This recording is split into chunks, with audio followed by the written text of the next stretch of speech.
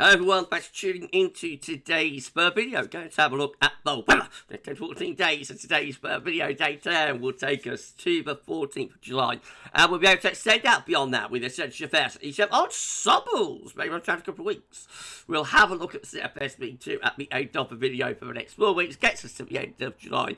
I'll get on that for you in a moment. Just say that first. Video sales our 6 UK weather forecast, and also release the first European outlook, detailed European outlook next week's 10 days in ages and ages. So have a look at that one if you'd like to do that.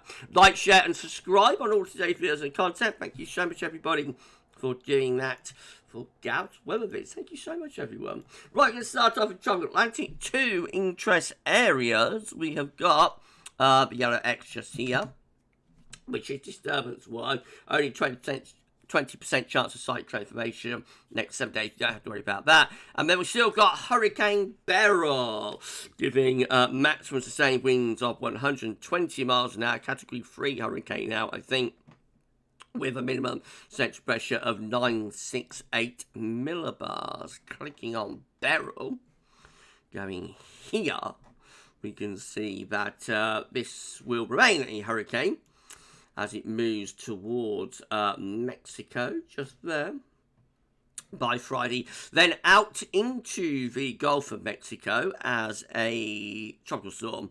Could power back up to hurricane status when it slams into Mexico or the southern border of the United States with Texas sometime into the beginning of next week, and then will be somewhere around the border of Mexico and Texas as a tropical storm by Tuesday. Have a look at the wind gusts with this. Go to discussion down here.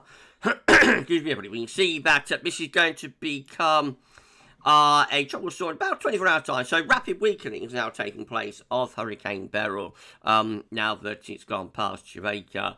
However, forecast to power up back up to category 1 hurricane near the coast of Mexico and Texas in 96 hours time. So still got to keep a close eye on this storm as it moves out through the warm water of the Gulf of Mexico. There is the potential for further strengthening of this storm, so will be one to watch over the next few days. Central temperature is now sitting at 14.1. That's just under 2 degrees below 61 to 1990 hours. That's visual to yesterday, to the 3rd of July. Hold on, let me just put my leg and foot up. There we go, that's better. Yeah, that's visual to the 3rd of July. Very cool start to the month, and staying that way for the next few days as well. These are the GFS upper air temperature and precipitation ensembles for the next couple of weeks. The red line is a 30-year upper air temperature average for London, starting off below average at the moment. Bit of a tick up coming up Friday into Saturday, but it's only associated with an area of low pressure, and then we're back down again through the early part of next week. Later next week, we do see a rise in the upper air temperatures, though, back to average. So as we go through the second week of July into the middle of the month and the second half of the month, upper air temperatures are looking closer to normal. Precipitation-wise, we've got a lot of rain to come, actually, in the south on Friday night and into Saturday. Could be heading its rain, but we've seen across the south and southeast for quite a few weeks, actually, a few months. So the parched gardens down there in the far south will be getting a little bit of a soaking. Beginning of next week, looks a bit drier, I should say. But then as we go towards the middle part of July, maybe turning more unsettled again. There is a drying trend, though, that's opening up into the second half of July. However, that's a long way out, so take that with a little bit of a pinch of salt.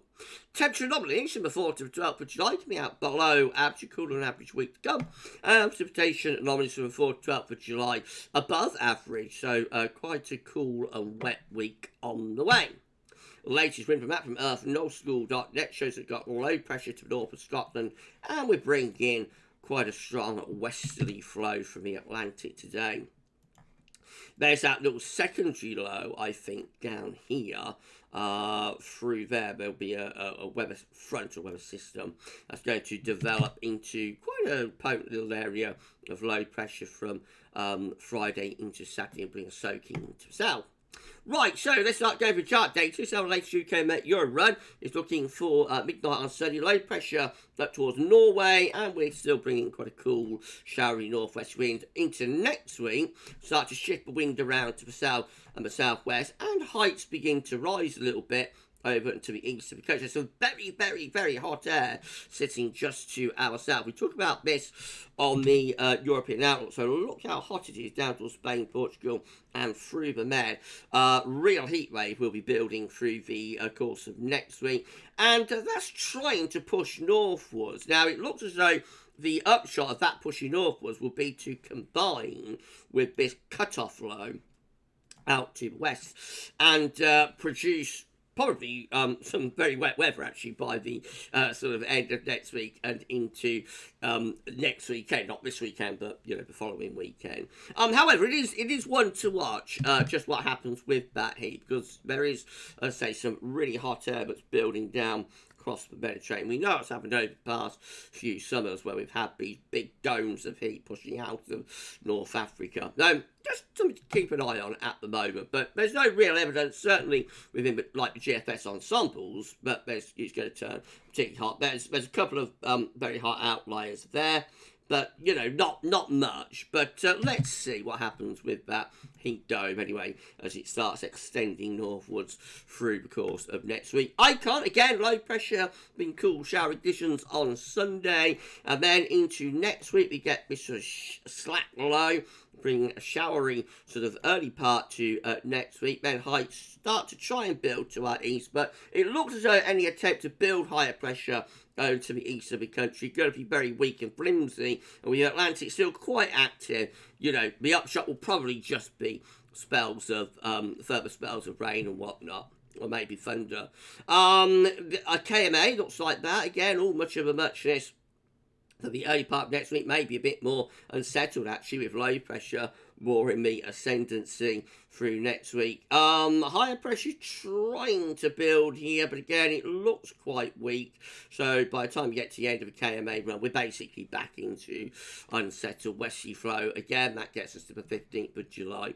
The GFS midnight run, once more, attempts to build some higher pressure over into the east of the country. There's that cut-off low I was talking about down to southwest approaches, and that does allow somewhat warmer air to start pushing northwards. But look at this, the upshot is just really to generate an area of low pressure across Western Europe. So by the end of next week, although the temperatures lift up, we're still into back into relatively unsettled dish. Now, the extended range does get an extension from the Azores high as we go into the second half of July. So things start to dry out and warm up, and temperatures probably rise up into the mid-20s Celsius with that. But the flow is still generally Atlantic-based, so not a heat wave, but probably see the temperature lifting up a little bit there.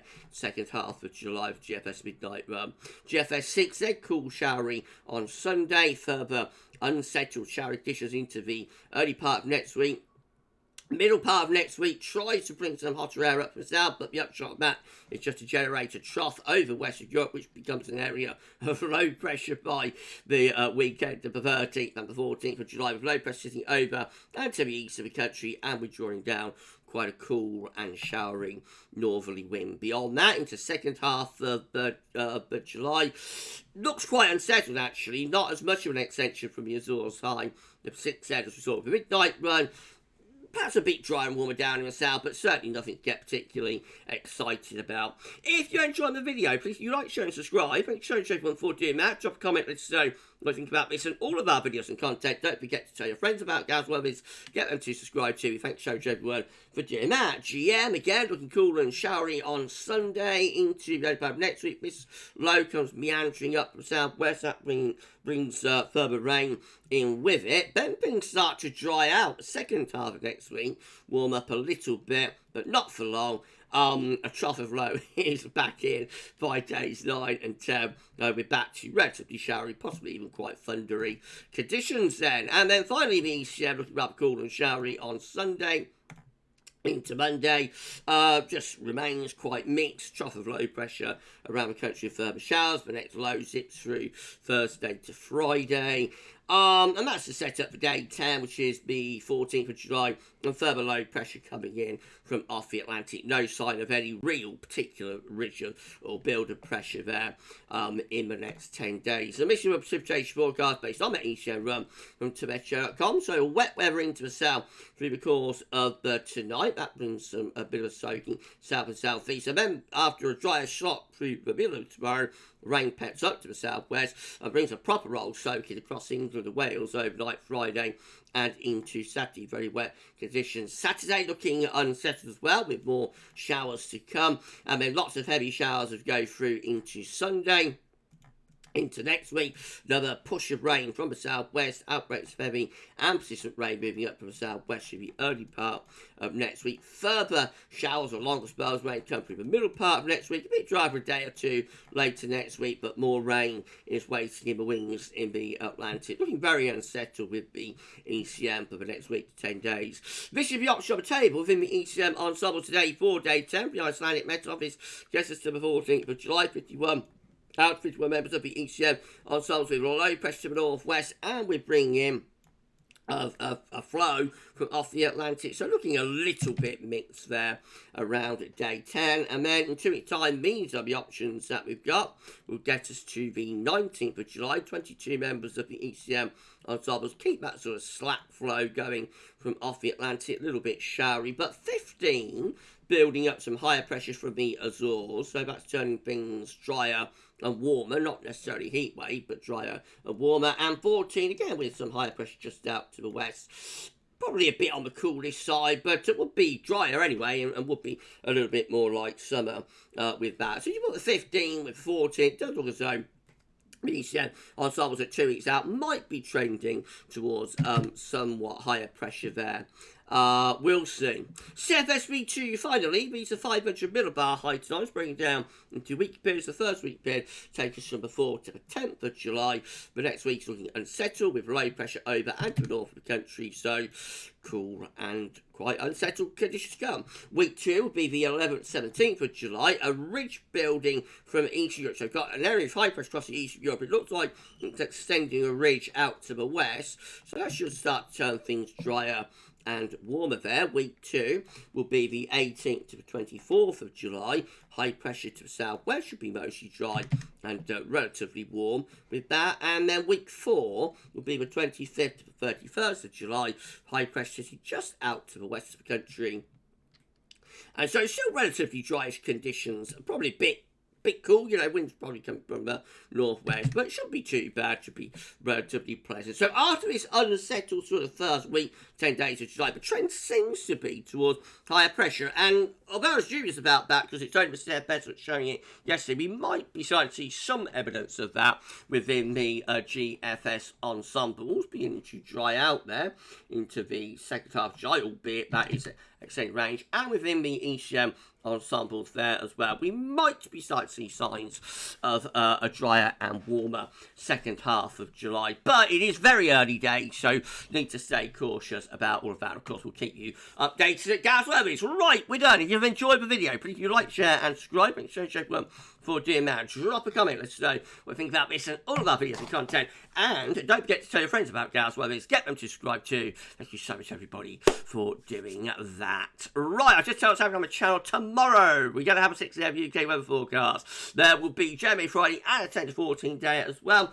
So keep checking back to the channel for more. But for this one, that's all for now. Thanks for watching.